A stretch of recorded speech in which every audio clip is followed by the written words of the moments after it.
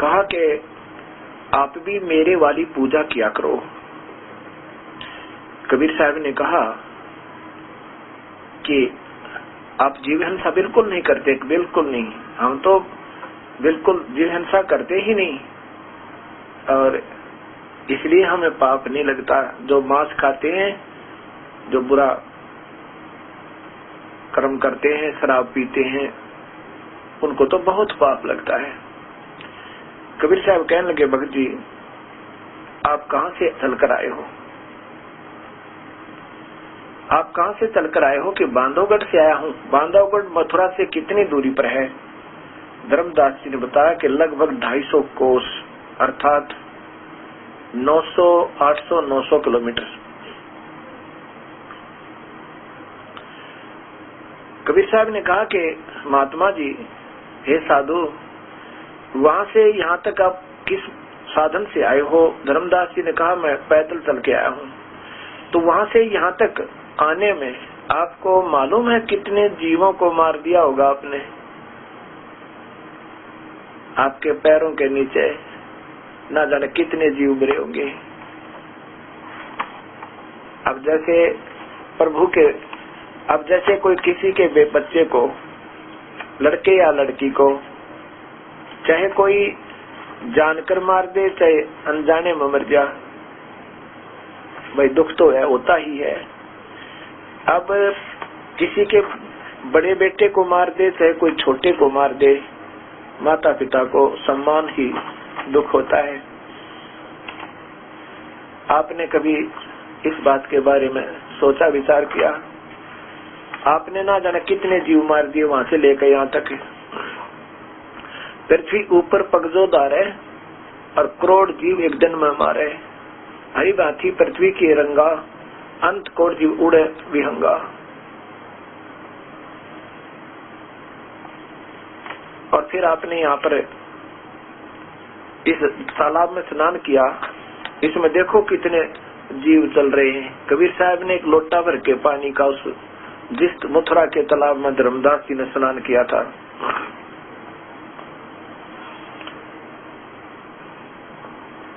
और कबीर साहब वहां साथ ही रखे हुए थे, वो लोटा दिखाया, देखो इस मथुरा के तालाब से मैं जल भर के लाया हूं अभी, और इसमें कितने जीव घूम रहे हैं। आपने इसमें स्नान किया ऐसे कर के, ना जाने कितने जीवों को मार डाला। और फिर आप जो हवन करते हो और खान पान में दमन प्राणी, कैसे पाओ मुक्त निशानी, खाना बनाते हो उसमें जीव हिंसा हुआ है, और आप कहते हो हम कोई जीव हिंसा नहीं करते। तो धर्मदास जी ने कहा कि क्या इसका मतलब आपका ये है कि मांस खाने वाले उत्तम होते हैं? अगर नहीं, कबीर साहब ने बोला बिल्कुल नहीं, मांस खाने वाले तो बहुत ही पाप के भागी होते हैं, चाहे कोई भी खाओ। कहने का भाव ये है सदगुरु का कि आप जो कह रहे हैं हम जीव हिंसा नहीं करते, आपके यहाँ नियम है इस ब्रह्म का, अर्थात काल भगवान का, कि जैसे कर्म प्राणी करेगा वो दोनों ही भोगे होंगे। पुण्य अलग से लिखे जाते हैं, पाप अलग से लिखे जाते हैं। आपने तीर्थ पर भ्रमण करने का मान लीजिए, आप ही के गुरुदेव की बात को स्वीकार करके हम कहते हैं तीर्थ पर आने का आपको एक पुण्य फल मिला, और पाप हो गए असंख्य बिना गिनती के। आपको दोनों भोगने पड़ेंगे धर्मदास, ये सत्कर मानना। क्योंकि विद्वान पुरुष थे, गीता को पढ़ा करते थे, गीता तो पढ़ा हुआ था उन्होंने कि भी भक्ति परमात्मा के दरबार में एक तिल तिल का हिसाब होता है, और आपको पुण्य कम और पाप घने हो गए, इसलिए धर्मदास जी कभी पार नहीं हो सकते तुम। और फिर तुम ये जो खाना बनाया आपने, इसमें जमीन जो लीपा है ना, इतना सत्य ब्राह्मण की है हत्या। एक ब्राह्मण की हत्या, ब्राह्मण का अर्थ होता है भगतात्मा, जो प्रभु पर आश्रित हो, किसी का बुरा करे नहीं, किसी ने ठगे नहीं, झूठ नहीं बोले, चोरी नहीं करे, नेक नीति से प्रभु का भजन करे और सही मार्ग बतावे, लालच में ना बतावे, निष्कपट भाव होते हैं, जैसे महर्षि हुआ करते थे, भारद्वाज जैसे, वशिष्ठ मुनि जैसे, गौतम ऋषि जैसे, विश्वामित्र जी जैसे। वो किसी को गुमराह नहीं किया करते थे। वो महापुरुष अपना जो सत्य, जितना उनको ज्ञान था वो सही बताते थे और स्वार्थ में नहीं स्वार्थ तो उनका था ही नहीं, परमार्थ में बताया करते थे। उनको ब्राह्मण कहते हैं। ऐसे विद्वान पुरुष को अगर कोई मार दे, उसको शास्त्रों में लिखा है कि उसका पाप बहुत खतरनाक होता है। तो कबीर साहब बता रहे हैं कि 70 ब्राह्मण की है हत्या, इतने पाप कर देते हो तुम। 70 ब्राह्मण की हत्या कर दियो, जो चौका तुम देवो नेता। जो रोजाना जमीन लीप करके, प्लास्टर करके, मड प्लास्टर करके कुछ क्षेत्र में 10, 5, 4, 5, 7 स्क्वायर फुट में, इतने में ही इतना पाप हो जाता है कि 70 ब्राह्मण की है हत्या, जो चौका तुम देवो नेता। और ब्राह्मण से हत्या जो होई, जल स्नान करो हो सोई। इस तीर्थ में नानते हैं 1000 ब्राह्मण की हत्या का पाप तने एक गोते में कर दिया। गोते गोते पढ़ है मारम, गंगा जमुना गए केदारम। इन सब पर तुम्हारा पाप बने हैं। पुण्य मान लीजिए एक है और पाप हो गए बिना गिनती के। धर्मदास जी ने सोचा ये तो अच्छा नास्तिक टकराया, सुबह सुबह कोई बात हुई, हर एक बात को नकारा कर रहा है। फिर धर्मदास जी कहने लगा एकादशी का व्रत रखता हूँ मैं। क्या बात समझी आपने? कबीर साहब ने कहा महात्मा जी, मैं देखो आप नाराज मत हो ना, मैं तो आपका दास हूँ, एक तुच्छ जीव हूँ। मेरी अपनी बुद्धि इतना काम कर रही है, मैं इसलिए आपसे शंका का समाधान करवाना चाहता हूँ। व्रत करने से क्या लाभ होगा? आपकी गीता में तो मना किया है। 6ठे अध्याय का 16वां श्लोक पढ़ कर देखो। मैंने सुना था एक महात्मा थे, वो बता रहा था कि अर्जुन, योग का अर्थ होता भक्ति। योग न तो अधिक खाने वाले का सफल हो है और न बिल्कुल न खाने वाले का, और न ही अधिक जागने वाले का और न ही अधिक सोने वाले का। अधिक सोने वाले का भी सफल नहीं हुआ है और थोड़ा सोए लोग दिखावा जागे जाओ सारी रात, वो भी सफल नहीं हुआ है। और ना ही बिल्कुल ना खावे, व्रत रखे कतई घोर, सुबह तो शाम तो कुछ नहीं खावे। उस समय भगत जब ये व्रत रखते थे ना, मैं भी हनुमान का व्रत रखा करता ये दास, और 25 वर्ष रखा। अब 10 बजे भूख लगनी प्रारंभ हो जाती, न देखा करते सूर्य कहाँ सिता दिया, कब दोपहर के बाद होंगे, कब 3 बजेंगे, रोटी खाएंगे। वो हनुमान जी तो याद कम आवे, वो भूख घनी याद आया करती, रोटी ज्यादा याद आती। वो भजन रोटियों का होया करता था, पानी का होया करता था, और फिर सिर में दर्द हो जाता। एक दिन वो दुखी रहते, चलो भगवान के नाम पर दुख भी उठा ले, पर ये व्रत तो कहीं पर भी तो प्रमाणित नहीं है। तब धर्मदास जी को कहा, धर्मदास जी, कबीर साहब ने कहा कि धर्मदास जी नाराज ना होना, मैं तो आप एक तुच्छ जीव हूँ और आप ही मेरा समाधान नहीं करोगे तो कौन करेगा? कि आपने व्रत रखा, गीता में मना, शास्त्र विरुद्ध साधना हुई, और शास्त्र विरुद्ध साधना करने वाले, गीता का भगवान का आदेश उल्लंघन कर दिया, वो शास्त्र विरुद्ध कानून तोड़ा हुआ व्यक्ति कभी सफल नहीं हो सकता। उसकी ना तो इस जीवन में और ना ही भविष्य की कोई कमाई ना होती, ना तो वो सिद्धि को प्राप्त होता, और ना ही किसी परम गति को, और ना ही उसका सुख हो सकता। ये देखो गीता अध्याय 17 का श्लोक नंबर 16 का 23 और 24 नंबर श्लोक आप देखिएगा। गीता प्रेस गोरखपुर से प्रकाशित ये पवित्र गीता, और इसमें लिखा है अध्याय नंबर 16, और यहाँ देखिएगा 23 नंबर श्लोक में,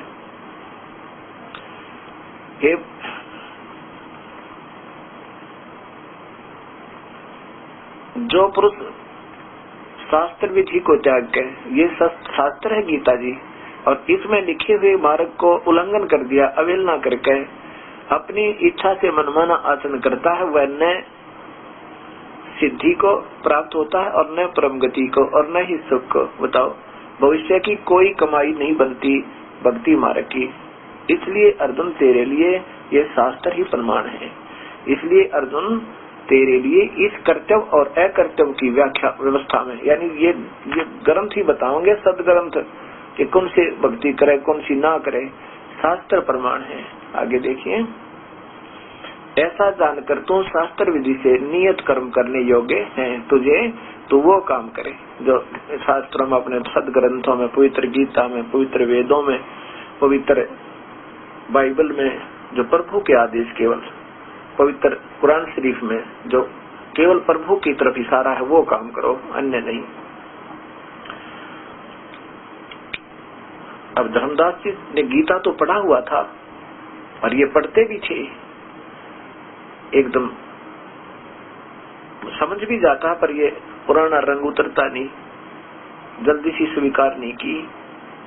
कबीर साहब ने कहा, और बताऊं आपको, जिस समय ये अकाल गिरता है, पीछे बहुत भयंकर अकाल गिरा करते, अकाल के दौरान वर्षा होती नहीं थी और ये प्राणी भूख के कारण 20-20 दिन, 30-30 दिन, 40-40 दिन और भूखे मरकर घास फूस भी समाप्त हो जाता था खाने को, और तब वो प्राण त्यागते थे तड़प तड़प कर।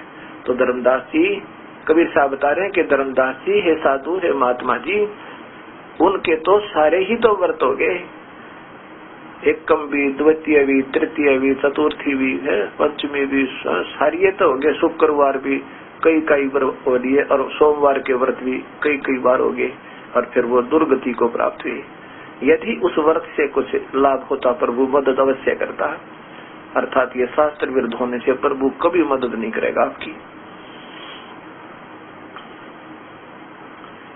धर्मदास को हृदय में तो पहुंच रही थी, पर अपनी प्रभुता ने कैसे छोड़े, कमाल की बात है। आज पहली बार ये बात बता सुनी है, ऐसी सच्चाई तो है, पर कैसे माने इसकी, नहीं माना मन में। फिर बताता, और बताऊं, राम कृष्ण का जाप करते हो, हरे राम हरे कृष्ण राधे श्याम सीताराम। कबीर साहब ने कहा, वैसे तो महात्मा जी आपकी मौज है, कुछ भी व्रत करो, क्योंकि भक्ति मार्ग में हर इंसान स्वतंत्र है, लेकिन सोच समझे बिना कोई कार्य हम करते हैं, उसका प्रतिफल क्या होगा, पहले ये ज्ञान होना चाहिए। इंसान मजदूरी करने जाता है, उसको पता होता है कि मैं आज इतने रुपए लेकर आऊंगा अगर मेहनत करूंगा, तो जब आपको यही नहीं मालूम आप कहाँ मेहनत कर रहे हो और उसका कोई प्रतिफल है भी कि नहीं है, तो आपकी मौज है, करते रहो। राम और कृष्ण ये मुक्ति मार्ग के नाम नहीं है, एक आदरणीय महापुरुषों के नाम है। इन महापुरुषों के नाम से याद करने से उनके गुण, उनके अंदर जो गुण थे वो याद आते हैं, लेकिन प्रभु भक्ति नहीं बनती। ये तो एक जैसे पाठ्यक्रम का काम समझ लो, इतना ही है, इसे मुक्ति नहीं। रामकृष्ण श्री रामचंद्र जी त्रेता युग में आए और भगवान श्री कृष्ण जी द्वापर युग में आए। त्रेता युग में जो भक्ति होती थी वो भक्ति ही काम देगी, उसमें ना श्री राम जी थे ना श्री कृष्ण जी थे। वही मंत्र जो सतयुग में प्रारंभ थे, जो वेदों में वर्णित है, ओम नाम का जाप, उसी से प्रारंभ होनी चाहिए आपकी भक्ति, अन्य से नहीं। अब यही मनमुखी संत क्या किया हुआ है, राधे राधे श्याम मिला दे, राधे राधे श्याम मिला दे। वो राधे बेचारी मुश्किल से रो रहा के, पता नहीं आंखों में आंसू भर भर कर, ना जाने मुश्किल से मिलने जाती थी, कभी दर्शन देते थे कभी नहीं होते थे। और उस समय के बरसाना के लोग उस राधा को एक निकम्मी औरत का समझा करते थे। आज के दिन कितना ही बड़ा संत हो और किसी गांव की लड़की स्पेशल उससे मिला अकेले में जाके, फिर देखना आपके हृदय में क्या आएगा, आप क्या सोचोगे आज उसके बारे में। अब तो सबके मुख पर राधा राधा होगी, लेकिन उस समय राधा के प्रति उन वर्तमान व्यक्तियों के हृदय में कैसी धारणा होगी, ये विचारणीय बात है। और राधे राधे श्याम मिला दे, भगवान की कोई सिफारिश की आवश्यकता नहीं। अब यह भी हम अनजानपना करते हैं कि अब जैसे कोई बच्चों का आपस में प्रेम हो जाए, लड़के और लड़की का, और वो शादी करना चाहते हैं तो कोई बड़ी अच्छी बात है, और फिर उसके दोस्त, उसी के दोस्त, लड़के के दोस्त और उस लड़की का नाम पुकारें बार बार, तो क्या सोचेगा उनके बारे में? ये तो एक स्वाभाविक सी बात है, आम विचारणीय बात है एक इंसान ने। अब सीधे क्यों नहीं मैं बात करते उस कृष्ण जी से? कृष्ण जी ने जो गीता, आप जैसे गीता मानते हो कि कृष्ण जी ने बोला, वैसे तो ये दास नहीं मानता कि श्री कृष्ण जी ने गीता का ज्ञान दिया। ये तो ब्रह्म प्रवेश करके गीता जी, श्री कृष्ण जी के अंदर ऐसे जैसे प्रेत बोला करते हैं, ऐसे उसने सारा ज्ञान दिया है। कृष्ण जी को तो मालूम भी नहीं मैंने क्या कहा गीता के अंदर। तो कृष्ण जी ने कहा कि उस परमात्मा की भक्ति कर अर्जुन आप जैसे मानते हो।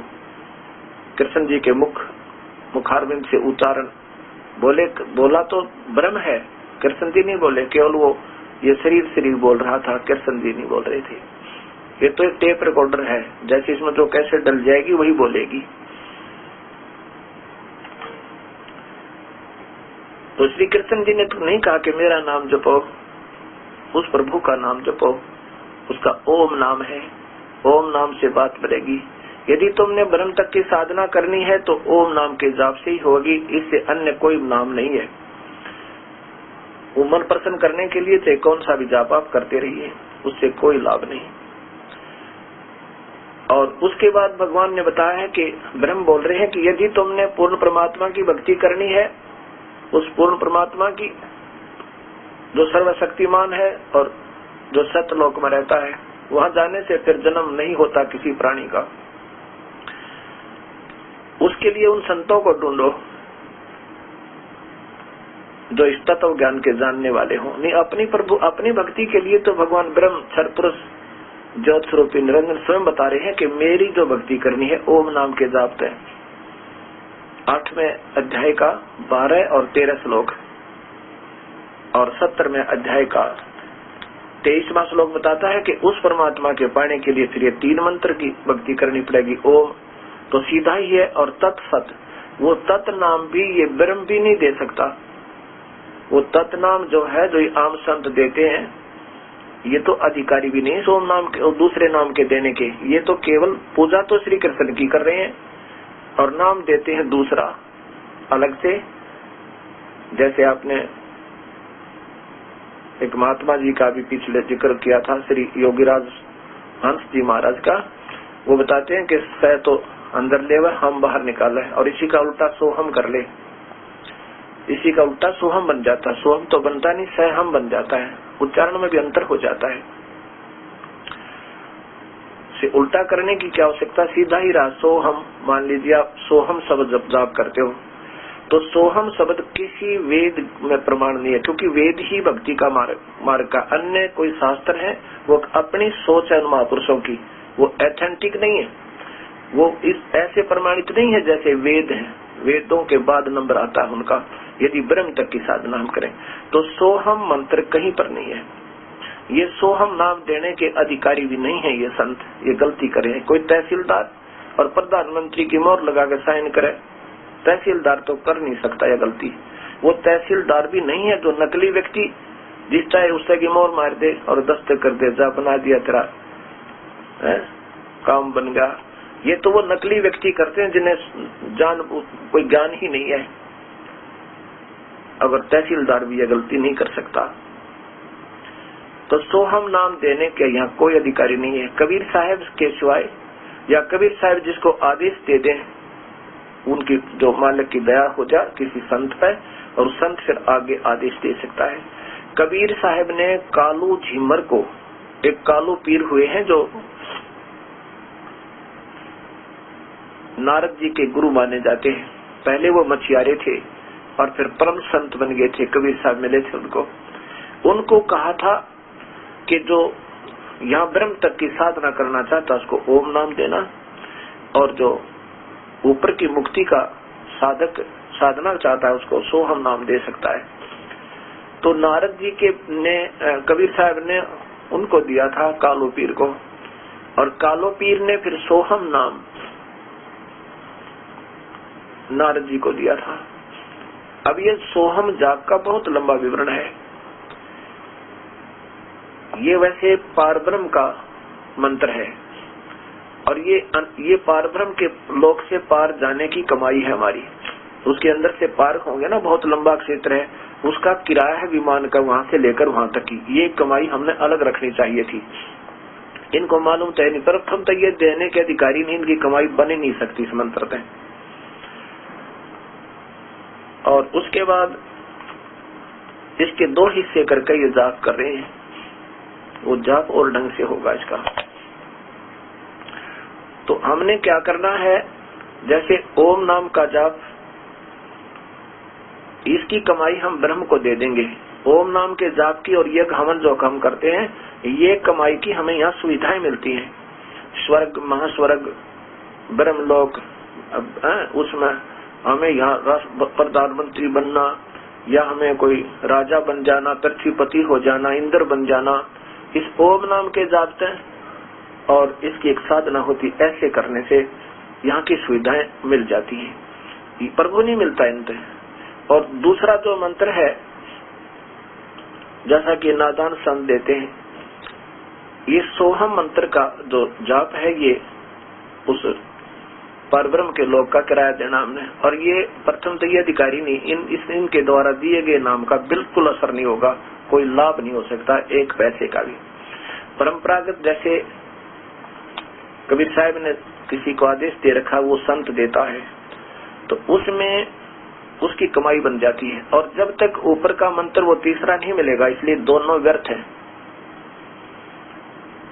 अब यह क्या होता है, जो मान लीजिए कोई अधिकारी हंस है, उसको ये सतनाम प्राप्त भी हो गया, तो वो अनजान क्या करते हैं, उनकी कमाई यहीं पर ज्यादा बेनिफिट मिल जाता उनको।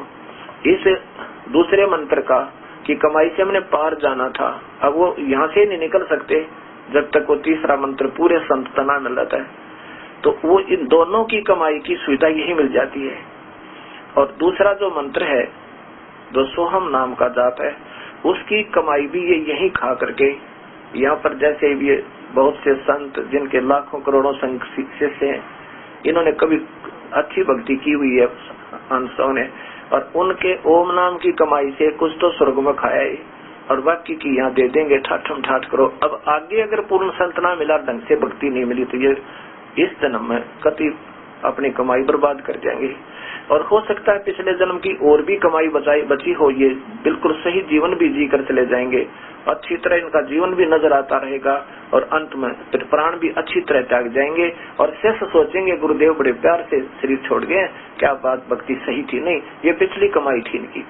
अब की भविष्य की कमाई तो केवल ये मंत्र बताएंगे, विधिवत साधना बताएगी कि ये कुछ बन रही है या नहीं बन रही है।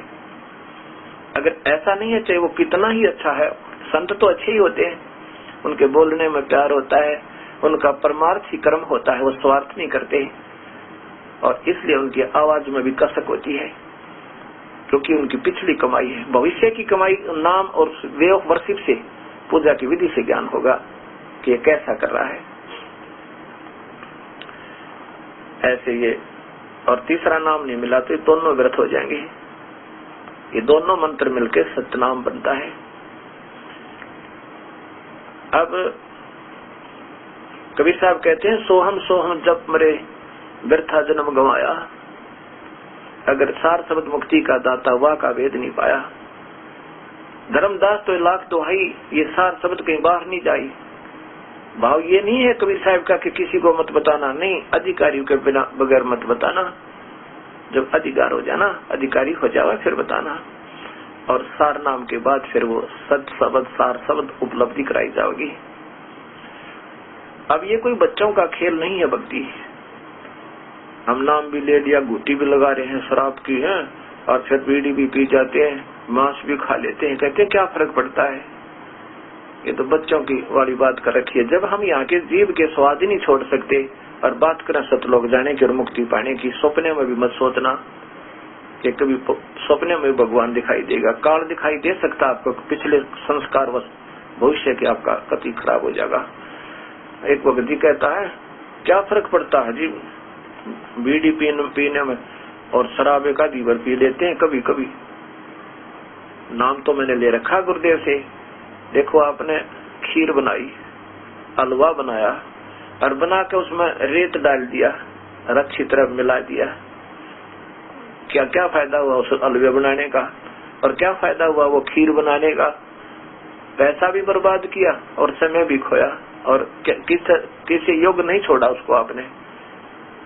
ऐसे यदि नाम लेकर पूर्ण संत है और बीड़ी शराब मांस तंबाकू कभी भी पान कर लिया, आपका नाम कनेक्शन कट जाएगा। इस दास की से अगर नाम लेना है, बीड़ी शराब मांस तंबाकू कभी जिंदगी में मत पीना। कोई भी तरस आदि बिल्कुल कोई नशीली वस्तु को छूना भी नहीं। छूने का तात्पर्य किसी को पिलाने पीने के लिए पैसे भी नहीं देने, पाप के भागी हो जाओगे। यहाँ पर अब लगभग 2.5 लाख के करीब प्रभु प्रेमी सतपुरुष कबीर साहब के अनुयायी हुए हैं, नए बिल्कुल फ्रेश, और वो कोई भी बीड़ी शराब मांस तंबाकू को छूता भी नहीं। और हम हर सत्संग में कह देता हूँ, यदि कोई इस मर्यादा का उल्लंघन करता है, उसका नाम समाप्त है, वो बेशक आओ या मत आओ, उसकी भविष्य की कोई कमाई नहीं। कनेक्शन कट जाता है तो बिजली नहीं आएगी। ऑटोमेटिक सिस्टम है प्रभु का, ये सत्कर मान लेना। और नाम आपका मान लीजिए अनजान पड़े में हम प्रथम मंत्र देते हैं, वो प्रथम मंत्र देते हैं आपको 4 महीने तक आपने उसकी भक्ति करनी, उसका जाप करना पड़ेगा। उसके बाद आप योग्य होगे सतनाम प्राप्ति के, क्योंकि इन महापुरुषों ने, अब कलयुगी ऋषियों और संतों ने आपको प्राइमरी भी नहीं करवा रखी, आपको 5वीं कक्षा जैसी भी शिक्षा नहीं दे रखी। जो ये बता रहे हैं ये तो तुम्हें पहले ही मालूम था, ये तो अपने माता पिता से सुनी सुनाई बातें आपको भी याद है, जो ये आपको रोज बताते हैं। ये तो प्राइमरी भी नहीं है आपकी, यानी प्राथमिक कक्षा का भी ज्ञान नहीं आपको, वो भी ये दास कराएगा। वो मंत्र देंगे जो पार्वती को मिला था, भगवान शिव ने दिया था, और फिर उसके बाद उन्होंने अन्य मंत्र का जाप दिलाया था। अब वो मंत्र आपको प्राथमिक पहले देंगे। पार्वती को केवल 5 नाम का मिला था और आपको 7 मंत्र का मिलेगा, क्योंकि ये जो पहला मंत्र है ये यहाँ के हमारे शरीर में कमल बने हुए हैं, जिनमें मूल कमल में गणेश जी का वास है, स्वाद चक्र में, स्वाद कमल में ब्रह्मा और सावित्री का वास है, नाभि कमल में विष्णु और लक्ष्मी जी का वास है, और हृदय कमल है एक, ये दिल नहीं, इसे अलग हृदय है। हृदय कमल में पार्वती और शिव का वास है, कंठ कमल में ये शेरा वाली प्रकृति देवी का वास है, और इनके नाम दिए जाएंगे। ये 5 नाम है, ये नाम है इनके, और इनसे हमारा यहाँ ये बरी कर देंगे जब हम यहाँ से जाएंगे। गीता में लिखा है कि योग अभ्यास के द्वारा अंतिम समय में जब ये प्राण त्याग कर जाएगा तो अपने यथा स्थान पर चला जाएगा। चाहे मेरी पूजा करो, चाहे उस परमात्मा की करो, इसमें और कोई बात ही नहीं है। नाम जाप करना पड़ेगा, नाम की कमाई करनी पड़ेगी, सद्भावना से करना पड़ेगा, हृदय की पुकार से, कसक के साथ सच्चे जलता है, निष्कपट भाव होता है, निस्वार्थ भाव होता है। तो उस नाम के जाप से हम वहां जाएंगे। नाम मेडिटेशन लगाने से बेशक ध्यान लगाए जाओ, ये टेम्परेरी आनंद है, अस्थायी आपको सुख है, ये आपको पार नहीं होने देगा। नाम की कमाई से और नाम के अभ्यास से, योग अभ्यास से हम वहां जाएंगे। तो उसमें जो इनके कमलों का जो हमारा ऋण है, इन पहले मंत्रों से हमने यहाँ बरी कर देंगे। अब ये संत कहते हैं, ये संत मते का दावा करने वाले महापुरुष क्या बताते हैं कि हमारा मार्ग तो यहाँ त्रिकुटी से शुरू होता है। त्रिकुटी यहाँ बताते हैं, यहाँ नहीं, ये तो यदि सारा किया जाता है। ये हमारी रीढ़ की हड्डी बैकबोन आ रही है, मेरुदंड बोलना है इसने, और ये यहाँ गर्दन में आके थोड़ी बैंड होती है, फिर ये आगे चल के यहाँ एक नाड़ी है, उस पर वहां जाकर के त्रिकुटी है, एक मतलब ट्रायंगल टाइप, जिसकी 3 भुजा, त्रिकोण जिसे कहते हैं, ऐसा स्थान है, ऐसा एक बना हुआ है कमल सा, और उसमें 2 कमल है उसके, वो है तो 3 कुना, पर उसके अंदर 2 सफेद और काले रंग के 2 पत्तियां जैसी पंखुड़ियां हैं। तो ये क्या बताते हैं, ये संत जो है सतलोक, नकली सतलोक की व्याख्या करने वाले कहते हैं हमारा मार्ग तो सीधा बस त्रिकुटी से प्रारंभ होता है। ये बच्चों के खेल बना रखे इन्होंने। नीचे का जब तक हमने ऋण मुक्त नहीं होंगे यहाँ से जाने कौन देगा। पहले हम यहाँ पर सारी सुविधा प्राप्त करें, जैसे बिजली का बिल है, टेलीफोन का बिल है और वाटर टैक्स है और अन्य टैक्स, ये सारे पूरे होंगे, क्लियरेंस होगी जब ये देश हमने छोड़ेगा। ना जाने ना दो यहाँ तक, पहले हमने इनका ये ऋण दे देंगे तो फिर ये फ्री है। फिर हमसे, क्योंकि जाना तो वहीं से पड़ेगा हमने, फिर हम समझो हम सीधे त्रिकुटी पहुंच जाएंगे। और त्रिकुटी एक इंटरनेशनल एयरपोर्ट समझो। त्रिकुटी से ही हमने जिस जहाँ की साधना कर रखी है वहां से फिर आपको वो विमान मिलेगा और वो पूर्ण परमात्मा उसी गुरु रूप में। अगर आप 3 लोक के साधक होगे तो वो काल उसी गुरु रूप में होगा और आपको उसी स्थान छोड़ देगा जहाँ पर आप कोई विष्णु लोक में, कोई शिव लोक में, जहाँ पर भी आपने जाना है, जहाँ की आपकी साधना है, या ब्रह्म लोक में। और वहीं पर पूर्ण परमात्मा कबीर साहब आएगा अपने मान्यता प्राप्त संत का रूप बना के। उसमें कभी कबीर साहब दिखेंगे और कभी गुरु जी नजर आएंगे, कभी कबीर साहब। जैसे हम मूर्ति देखते हैं ना, ऐसा रूप बना देंगे वो। भले ही ये मूर्ति ज्यों की तो नहीं होती और प्रभु को अपना रूप बनाने में कोई देर ना लगे। हमारी भावना अनुसार वो कभी कबीर साहब की मूर्ति दिखेंगे और कभी अपने गुरुदेव का स्वरूप दिखेंगे और फिर उसको लेकर के सतलोक ले जाएंगे। वहां से त्रिकुटी से हम यहाँ से जाएंगे। तो पहले हम आपको 5 नाम देंगे, 7 नाम देंगे। तो हम इस जो कमाई इनकी है वो तो इनको मिल जाएगी, ये ऋण मुक्त करने योग्य कमाई होगी, ये अपना पूरा करके बाकी हमारा छोड़ देंगे। तो जो ऊपर और नीचे 2 मंत्र लगते हैं, पहले और बाद में, ये कमाई हमारी भविष्य आगे जाने में काम देगी। ऊपर जाने में वो भी हमें एक अलग से बेनिफिट मिलेगा।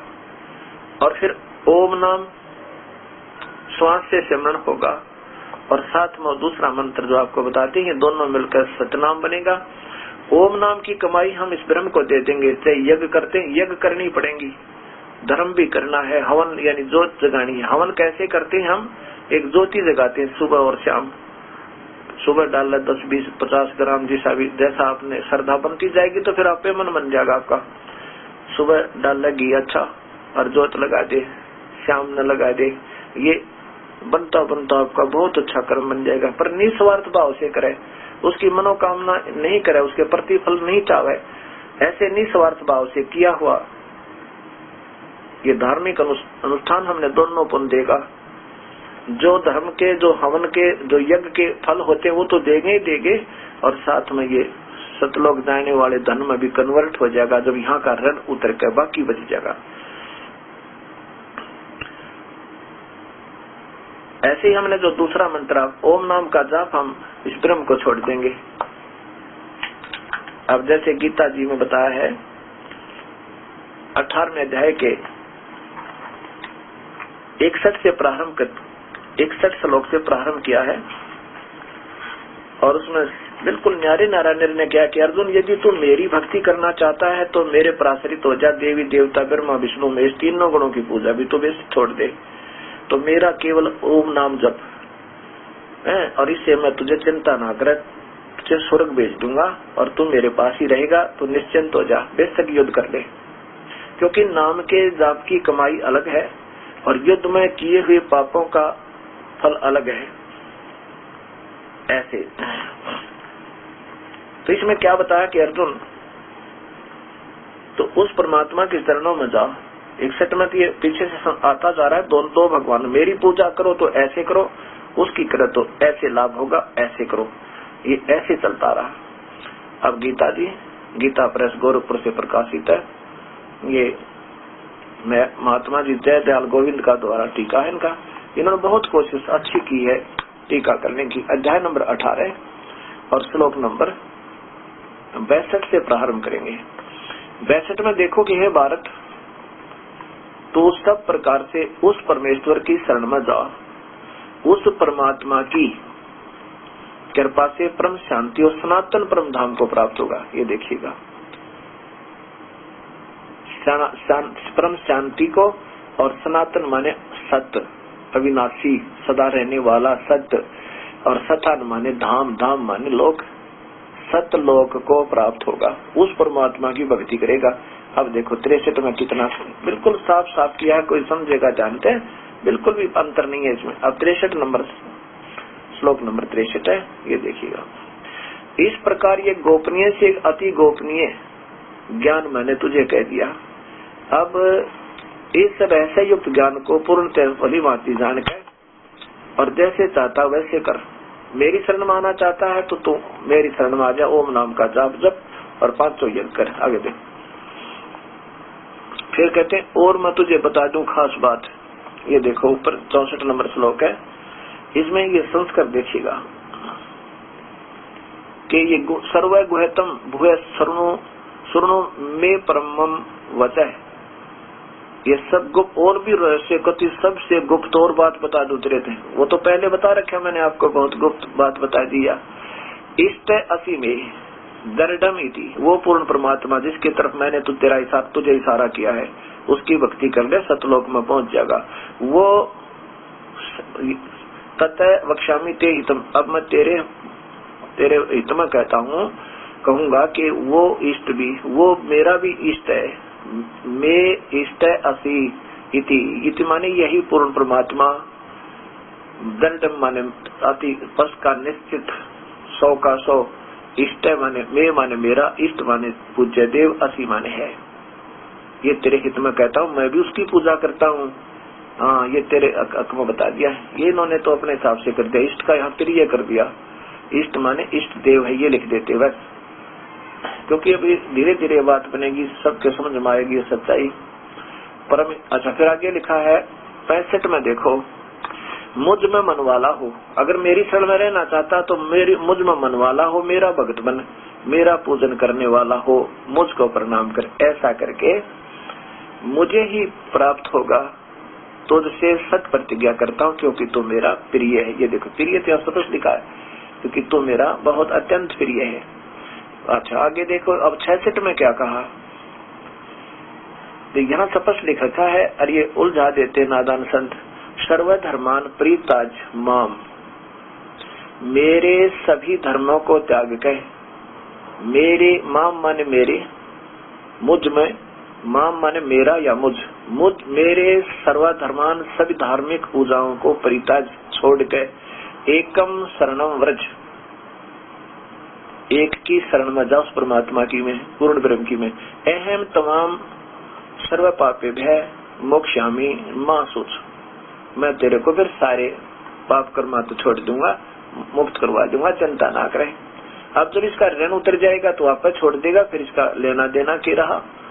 अब वर्ज का अर्थ ही नादान संतों ने क्या किया हुआ है, आ जा, और भगवान कह रहा है तू जा। वर्ज का अर्थ होता जा, जाना। अब आपको, अब जैसे हमने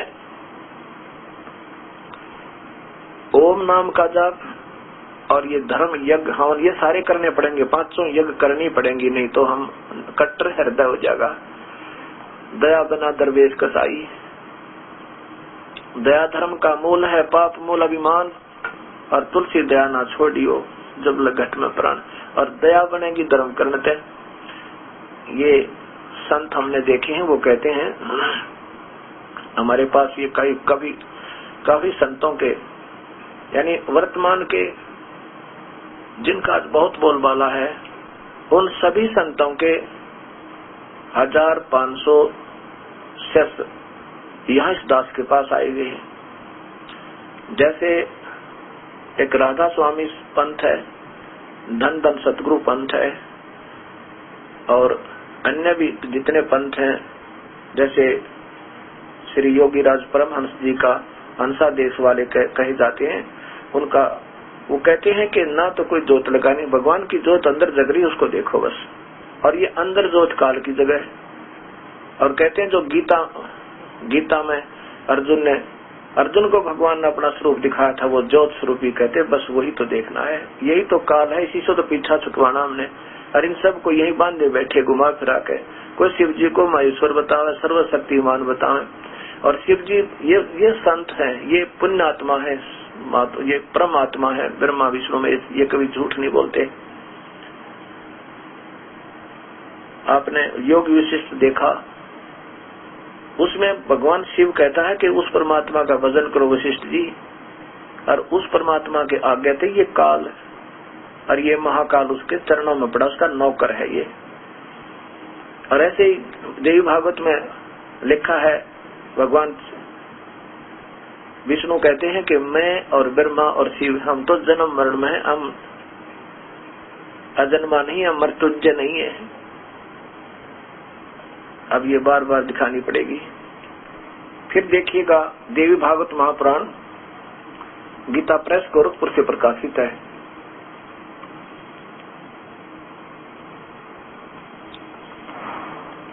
और इसके तो लेखक है वो भी देखिएगा, इनके अनुवाद करता है हनुमान प्रसाद पोदार चिमन लाल गोस्वामी। और यहाँ से देखिएगा ये कहाँ के प्रकाशित है, मुद्रक है गीता प्रेस गोरखपुर दूरभाष इतने। और इसके 123 पृष्ठ पर भगवान शिव स्वीकार कर, भगवान विष्णु और शिव तीनों स्वीकार करते हैं। ये प्रश्न नंबर 123 पे तीसरा स्कंद है ये तीसरा तृतीय स्कंद, ये देखिएगा तीसरा स्कंद 123 पृष्ठ पे है। भगवान विष्णु कह रहे हैं कि तुम शुद्ध स्वरूपा हो, यह संसार तुम ही से उद्भासित है, हो रहा है। मैं ब्रह्मा और शंकर हम सभी तुम्हारी कृपा से विद्वान हैं। हमारा तो आविर्भाव और तिरोभाव हुआ करता है, हम तो जन्म और मरण में हैं। केवल तुम ही नित्य हो, जगत जननी हो, प्रकृति और सनातनी देवी हो। यहीं पर भगवान शिव क्या कहते हैं, भगवान शंकर बोले, देवी यदि महाभाग विष्णु तुम्ही से प्रकट हुए हैं तो उनके बाद उत्पन्न होने वाले ब्रह्मा भी तुम्हारे बालक हुए। फिर मैं तमोगुणी लीला करने वाला तमोगुण शंकर क्या तुम्हारी संतान नहीं हुआ, अर्थात मुझे भी उत्पन्न करने वाली तुम ही हो। और ये महापुरुष अभी तक हमें ये नहीं बता पाए कि ब्रह्मा विष्णु महेश जी के माता पिता कौन है और ये कितनी पावर की शक्तियां हैं। ऐसा नहीं कि इनमें शक्ति नहीं है, ये केवल एक ब्रह्मांड में एक विभागीय मंत्री है। एक ब्रह्मांड में रजगुण ब्रह्मा, सतगुण विष्णु, तमगुण शिव जी, और ये एक विभाग के मंत्री हैं। और इनके काल पिताजी, इनके जो काल ब्रह्म क्षर पुरुष, ये इनके यहाँ के मुख्यमंत्री समझो। शक्ति है इनमें, लेकिन सर्वशक्तिमान ही और अजर अमर नहीं है। तो अभी तक यही बताया करते थे और कहते हैं कि ना जोत लगानी, ना कोई धर्म की आवश्यकता। विशेषकर राधा स्वामी और धन सतगुरु पंथ के अंदर ये तो खुल्लम खुल्ला कहते हैं। अब देखो, प्रथम तो नाम वो है नहीं जो गीता और वेद में और कबीर परमात्मा के शास्त्र में है, जिससे कोई जीव को लाभ हुआ है। दूसरे दिन का धर्म बंद करवा दिया, और जो थोड़ा बहुत लाभ होना था कोई पुण्य कर्म करने से, वो भी बंद हो गया। ज्योति जाति नहीं लगाते, हवन आदि बंद हो गया। तो मेरी तो यहाँ बुद्धि में बहुत ज्यादा काफी दिनों से ये चक्कर पड़ जाता है परमात्मा। अब कहूँ तो लोग नाराज हो भक्तात्मा, क्योंकि हम अपने गुरुओं के ऊपर इतने आसक्त हो जाते हैं, उनके प्रति एक शब्द भी सुनकर राजी नहीं। देखो, संत वो होता है सुने जरूर, पर ये सोच ले कि इसने ज्ञान नहीं कहता रहेगा, नाराज ना हुए और ये सोचे कि कहने दे। अगर मान लीजिए आपका लाल है, आपके पास लाल है और मैं उसको कौड़ी बता रहा हूँ, तो चिंता उसको होगी जिसको संदेह है, पूर्ण विश्वास नहीं है। अगर पूर्ण विश्वास है तो फिर नाराजगी की बात ही नहीं है। मुझे नादान समझो, और ये तो वैसे कह रहा है, इसको मालूम ही नहीं है, ऐसा सोच लो। लेकिन ये सत्संग सुनते रहो, इस नादान का ये सत्संग सुनते रहो, और फिर ढूंढना के कितना नादान है और कहाँ तक ज्ञान है, थोड़ा बहुत तो अवश्य मिलेगा। तो जो मैं कहना चाह रहा था आपको कि मेरे इस काल ओम नाम के जाप का जितना भी सिमरन हम खूब करें, क्योंकि हम बहुत युगों युगों के ऋणी आज के नहीं है। अब जैसे इस काल भगवान ने ये 21 ब्रह्मांड अपने तप करके प्राप्त किए हुए। मान लीजिए कोई रेस्टोरेंट मॉल ले ले, और उस रेस्टोरेंट में हम जाकर रुकेंगे तो वो किराया लेगा, नहीं तो आने नहीं देगा, अपने आपका पहले जमा करवा लेगा, और नहीं देंगे तो आपके पास पैसा नहीं तो अंदर ही नहीं घुसने देगा। तो ऐसे हम अपनी इच्छा से इसके साथ अपने लालच में आगे, उस समय हमारे पुण्य हमारे साथ थे, वो पुण्य सतयुग में यू समाप्त करवा दे है।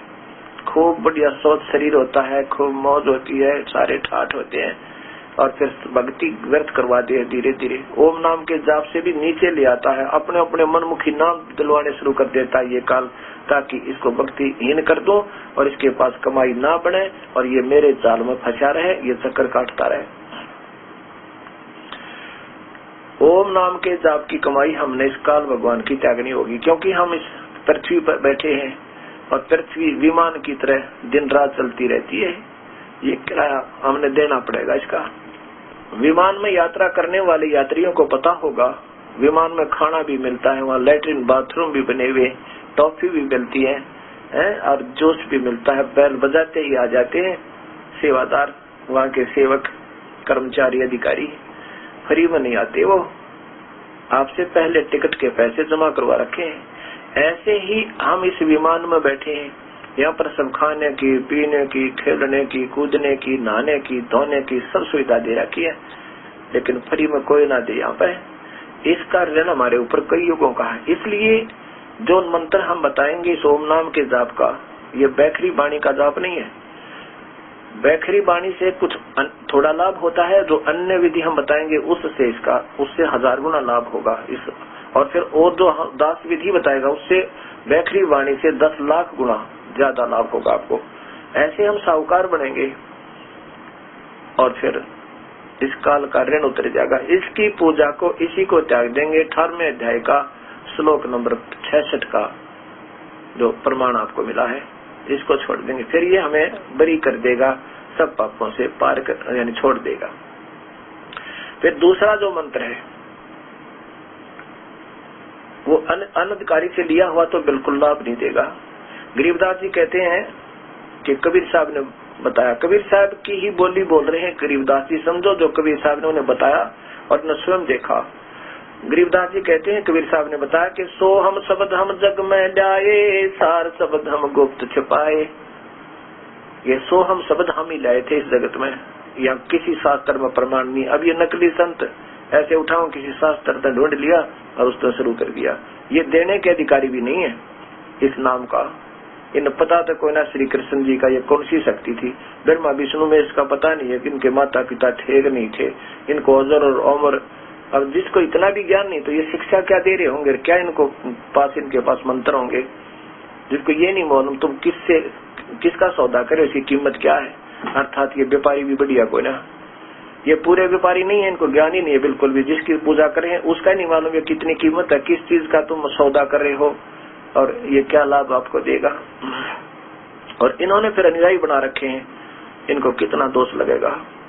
और अपनी मनमर्जी से नाम देना, तो ये कहते हैं कि गरीबदास जी ने बताया कि कबीर साहब ने बताया, हम बैरागी ब्रह्म पद सन्यासी माँ देवे, सोहम मंत्र दिया शिव जी को वो करे हमारी सेव। ये सोहम मंत्र शिव भगवान को कबीर परमेश्वर ने स्वयं आकर दिया था, क्योंकि ब्रह्मा विष्णु महेश भी कबीर साहब की आत्मा है। हम सभी इस कबीर परमेश्वर की आत्मा है और हम इसके बच्चे हैं। ये वास्तविक हमारा पिता है।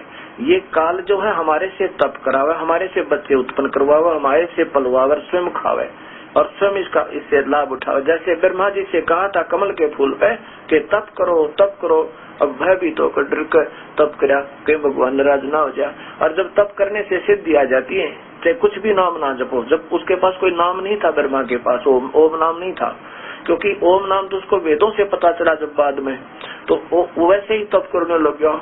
हे भगवान, ईश्वर की शक्ति की तरफ वैसे रुचि रख के निर्गुण मान के, तो ऐसे तप करने से सिद्धियां आती हैं और काफी उसको यहाँ का सुख सुविधा मिल सकती है तप से भी। लेकिन वो तो हानिकारक बताई, उसमें सिद्धि आ गई और सृष्टि रचने योग्य अपने काम ले लिया। रजोगुण उसमें और रजोगुण तो था ही, फिर सिद्धि दे दी ताकि उससे वो खूब अपना यहाँ का प्रभु हो जा, अन्य से थोड़ा सा तगड़ा दिखे, इसलिए उसको उसी से तप करवाया, उसी से फिर ये सारे काम करवावे। ऐसे ऋषियों से पहले ओम नाम के जाप तो मेडिटेशन ध्यान लगवा को मेडिटेशन बड़ा आनंद आता है। और फिर उन छोटी ये जो खड़े खड़े बात बनाओ बैठकर 2 घंटे मेडिटेशन करने वाले, इनको तो कुछ भी लाभ नहीं होगा। वो तो सैकड़ों वर्ष बैठे रहा करते थे और पुण्य आत्मा हुआ करती थी, उनका भी व्यर्थ बताया आखिर में कि वो भी व्यर्थ हो जाएगा। तो ऐसे ये साधनाएं हमारी बिगड़ती चली जाती हैं। तो शिव भगवान को कबीर साहब ने सोहम शब्द दिया था। उस कबीर साहब के सच्चे नुमाइंदे के बिना अगर कोई नाम लेता है सोहम शब्द भी व्यर्थ है आपका। और मान लीजिए सतनाम पूरा मिल भी गया, क्योंकि ऐसे सुने सुनाए क्यों हमारी भक्ति मार्ग में नकली 90% हो गए, बल्कि 99 कह दूं तो थोड़े। शास्त्र पढ़ते हैं नाम देने लग जाते हैं, अधिकार नहीं नाम देने का। तो ये बात ऐसे बिगड़ी हुई। दास ने कोई लेना देना नहीं, लेकिन मेरी आत्मा रोती रहती है कि मनुष्य जीवन यदि आपका चला गया तो कहीं ठिकाना नहीं है।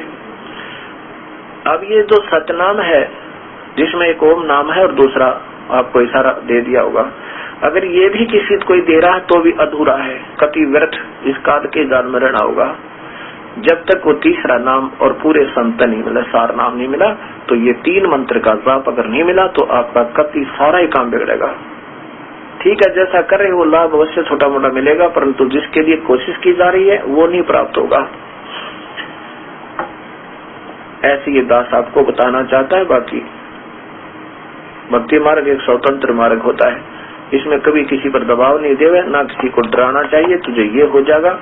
हम जो मंत्र देते हैं आप नाम ले सकते हो, पहले 4 महीने तक आपने प्रथम मंत्र जाप करना होगा, फिर उसके बाद भी उसका जाप प्रारंभ रहेगा, पर ज्यादा नहीं, अपना स्वाभाविक बताएंगे इतना करते रहना। उसके बाद ज्यादा अपने सतनाम का सिमरण करना होगा, श्वासों से सिमरण होगा। और फिर जब तीसरा मंत्र आपको मिलेगा उसके बाद उन दोनों मंत्रों के साथ एक और मंत्र लग के 3 मंत्र का जाप बन जाएगा। अगर वो तीसरे मंत्र का जाप नहीं मिला तो आपका 2 मंत्र का जाप व्यर्थ न्यों हो जाएगा कि आपको वो सुविधा कमाई यही मिलेगी और उसके आधार पर आपको जन्म भी मनुष्य के मिलते रहेंगे। अगर तीसरा नाम नहीं मिला तो अगर तीसरे की योग्य अपना होना पड़ेगा, और कोई बड़ी बात नहीं है। पूर्ण श्रद्धा के साथ, पूर्ण आस्था के साथ और गुरुदेव के ऊपर पूरा विश्वास रख के, और जिस दिन आपके हृदय की वो तड़प होगी इस दास को पता लग जाएगा, उसमें आपको तीसरा नाम यानी सार नाम अवश्य दिया जाएगा। कलयुग में बैन उठा हुआ है, अगर अब भी मौका चूक गए तो कभी यू काल छोड़ देगा नहीं आपको।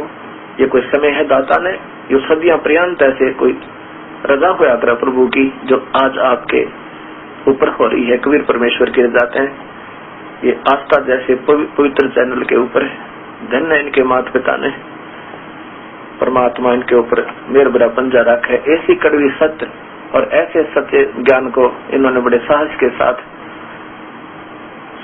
मगर समाज में पहुंचा दिया, क्योंकि इन्होंने मालूम है कि सच्चाई तो सत्य है और सच्चाई को आंच कभी नहीं होती। समाज धीरे धीरे स्वीकार करेगा और गुण गाया करेगा जिंदगी में, सारे संसार में, कि ऐसा वो चैनल था जिस पर प्रभु की सत्य मार्ग प्रसार हुआ। हमने किसी से द्वेष नहीं, हम एक पिता की संतान हैं, अपना एक ही पिता है, हम एक स्थान से आए हैं और वहीं हमने जाएंगे तो हमारा छुटकारा होगा। नहीं तो ये काल हमारा ऐसे ही जुलूस निकालता रहेगा, कभी गधी बनाए, कभी गधे बनाए, कभी सूर बनाए, कभी कुत्ते बनाए, कभी राजा बनाए, कभी महाराजा बना दिए, इंद्र बनाए, कुबेर बनाए, ब्रह्मा विष्णु महेश बना दिए, और फिर पूंजी खत्म करवा के हमारी कमाई हमें दे रहा है, और जब पूंजी खत्म हो जाएगी फिर 84 में ठोक दिए। ऐसे ही हमारा ये लाभ उठा रहा है, नाजायज लाभ उठा रहा है। और जब कबीर साहब आते हैं तब उनको भगवान नहीं मानते, 100 मन में कल्पनाएं और शंकाएं हो जाती है। और जब हम इस साधन पर जो भी सुने सुनाए पर लगे हुए थे उसमें कोई शंका नहीं और कोई मन में बाधा नहीं बनती थी, डट कर लगे हुए थे और सारी शास्त्र के विरुद्ध साधना हम कर रहे थे। कभी मन में ये नहीं आया कि हम गलत कर रहे हैं, क्योंकि ये मन रूप में स्वयं काल बैठा है और यही हमारे को अपने अधूरी साधनाओं पर अटकाए रखता है। और लिखा ना, जो जैसी पूजा करता उसकी सद्धारणा उसी में मैं फिट रखता हूँ, करता रहता हूँ। लेकिन बार बार मैं कहता भी है कि तुम मेरे भजन कर लो, इनका मत करो, देवी देवताओं का भी मत करो, तीनों गुणों का भी मत करो, रजगुण ब्रह्मा सतगुण विष्णु तम गुण शिव जी की पूजा नहीं करनी और अनादर भी नहीं करना।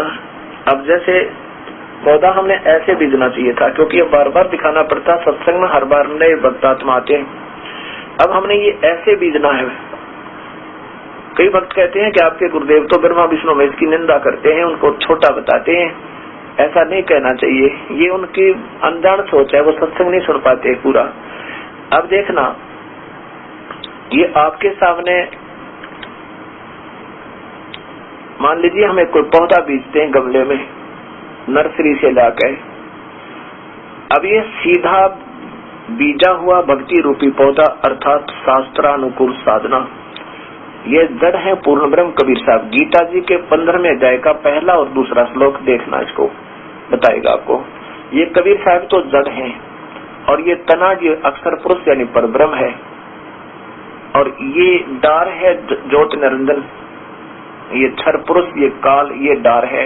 और काल के ये 3 पुत्र ब्रह्मा विष्णु और शिव, ये 3, ये शाखा समझो, ये एक मोटी डार समझो, परब्रह्म तना समझो। अब बताओ, अब हम इसमें मूल में जड़ के अंदर पानी डालेंगे, खाद डालेंगे, तो ये सारा पौधा हरा भरा होगा, और फिर टहनिया का फल लगेंगे ब्रह्मा विष्णु में इसके। बताओ ये अनादरणीय कैसे हो सकता है? प्यार इस पर दृष्टि रहेगी, फिर हमारी पूजा तो यहाँ करेंगे, और यहाँ पर उम्मीद होगी कि ये हमें यहाँ से फल देंगे। बताइए, टहनी तोड़ी जा सकती है या काटी जा सकती है, और कोई कहे तुम इसको उल्टा बीज रहे हो, और कोई कहे ये तुमने गलत बीज रखा है, ये पूजा नहीं करनी, इनसे तो फल लगेंगे आपको, पूजा तो जड़ की करनी है।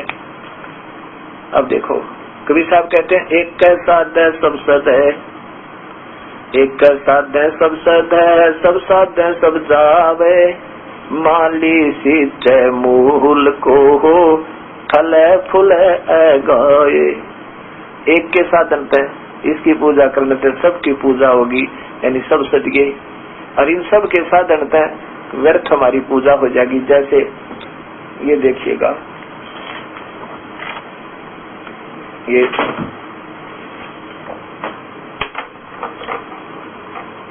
अब हम क्या कर रहे थे, ऐसे बीज रखा ये भक्ति रूपी पौधा, सब साध है सब जा। अब हमने ये सब साध रखे, टहनी भी, देवता भी, पितर भी, भूत भी, श्राद्ध भी, यानी ये उल्टा पौधा लगा रखा है, जड़ ऊपर को कर दी, उल्टा लगाया हुआ भक्ति रूपी पौधा अर्थात शास्त्र विरुद्ध साधना। ये ब्रह्मा विष्णु महेश, फिर ये छोटी छोटी टहनी के पुजारी देवता बन गए, इनको पूज रहे थे हम, और ये ऊपर नजर छोड़ दी। गीता जी कहता है नंबर 15 का श्लोक नंबर 1 और 2 का से है कि ये उल्टा लटका हुआ एक संसार रूपी वृक्ष है अर्जुन, इसके ऊपर को जड़ है, नीचे को तीनों गुणों रूपी शाखाएं, ऊपर और नीचे इन तीनों लोकों में व्यवस्थित हो रही है, तीनों लोकों में, स्वर्गलोक, मृतलोक और पाताल लोक में। और यही तीनों गुणों की ब्रह्मा विष्णु महेश है, जैसे आपको गीता देव भागवत में देखा था। अब दास आपको ये कहता है कि इसमें बुराई नहीं करते हम किसी की, लेकिन ये हमारी समझ सोच है। अब ये दास ये कहता है कि तुम ऐसे बीजो अपने भक्ति रूपी को देखो, और फिर देखियो ब्रह्मा विष्णु महेश आपके साथी होंगे, आपका प्रधानमंत्री तो मेल हो जाए, क्या विभागीय मंत्री आपसे दूर हो सकते हैं? आपके दोनों साथी होंगे और बड़ी खुशी मनाओगे, बहुत अच्छा। तो ऐसे है ये अक्षर पुरुष एक पेड़ है, निरंजन वा की तारे, ये तीनों देवा शाखा है, पात रूप संसार। कबीर साहब की वाणी है, ये पात रूप संसार, और ब्रह्मा विष्णु महेश की शाखा, ये डार है निरंजन, ये तना है, ये अक्षर पुरुष। अक्षर पुरुष एक पेड़ है, निरंजन वा की डारे, ये तीनों देवा शाखा है, पात रूप संसार। अब जड़ बाकी रही मूल, वो नीचे देखो, वो मूल कौन है? वो उत्तम पुरुष तो अन्य है। गीता जी के 15वें अध्याय का 17वां श्लोक। इस संसार में दो, इस पृथ्वी लोक वाले लोकों में दो भगवान माने जाते हैं। ये तो तना है क्षर पुरुष, ये जड़ है पूर्ण परमात्मा। जो उत्तम पुरुष तो अन्य है, वास्तव जो भगवान और तीनों लोकों में प्रवेश करके सबका धारण पोषण करता है, ये करता है सबका पालन पोषण धारण पोषण, ये वास्तव विष्णु, ये कबीर परमात्मा है। ऐसे हमने इस भक्ति को समझना था। इसलिए जो प्रथम बार सत्संग सुन रहे होते हैं और प्रसंग कोई ऐसा आ रहा होता है कि हम गीता सुना रहे होते हैं या वैसे भी को अपने बता रहे होते हैं कि तीनों गुणों की पूजा नहीं करनी। ब्रह्मा विष्णु महेश की पूजा नहीं बताई किसी शास्त्र में, लेकिन अनादर भी नहीं कर सकते। गरीबदास जी कहते हैं कि तीनों देवा जल में बसे, ब्रह्मा विष्णु महेश, और प्रथम इनको नमस्कार करो, इनको भी नमस्कार करो, इनकी करो वंदना, पर सुन सतगुरु उपदेश, इनको प्यार दो यानी श्रद्धा रखो, इनका आदर करो, लेकिन पूजा करो गुरुदेव बताओ ऐसे, यानी पूर्ण परमात्मा की। सुन सतगुरु उपदेश, पूरे संत का ज्ञान सुन ले और फिर पूजा करो। अब